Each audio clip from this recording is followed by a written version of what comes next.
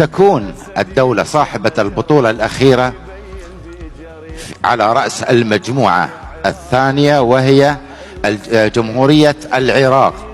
جمهورية العراق تكون على رأس المجموعة الثانية. فنبدأ من المستوى الثالث، منتخب عمان ومنتخب اليمن. نشوف اللي راح يكون معنا في أي مجموعة وأي منتخب. منتخب سلطنة عمان، ونشوف موقعه في أي مجموعة. أستاذ خالد تودي المجموعة الأولى والثانية.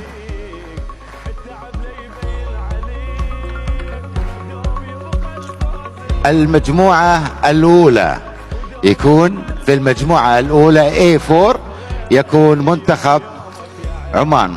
نشوف تأكد من التصنيف المتبقي عندنا وهو منتخب اليمن، بس للتأكيد منتخب اليمن، وللتأكيد أيضا تأكد من وجوده في المجموعة في المجموعة الثانية ويأخذ B4.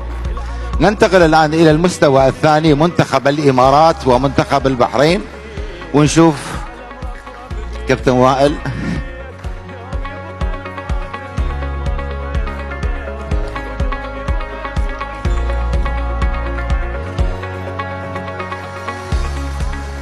منتخب الإمارات.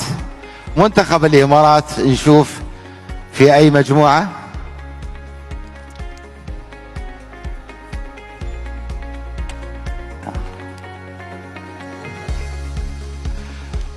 في المجموعة الأولى A3 منتخب الإمارات يكون في المجموعة الأولى.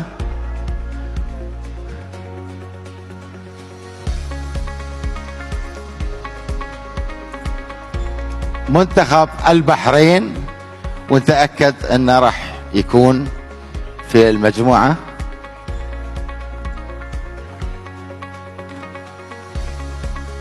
في المجموعة الثانية B3. ننتقل الآن إلى المستوى الأول، منتخب قطر ومنتخب السعودية. نشوف يا كابتن وائل.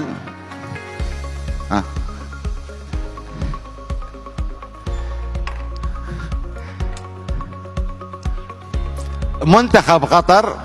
منتخب قطر نشوف في أي مجموعة راح يتواجد.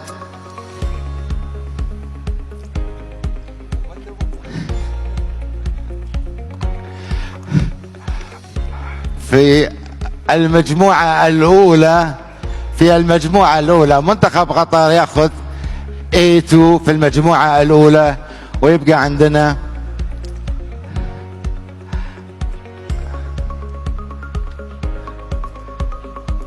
منتخب السعودية.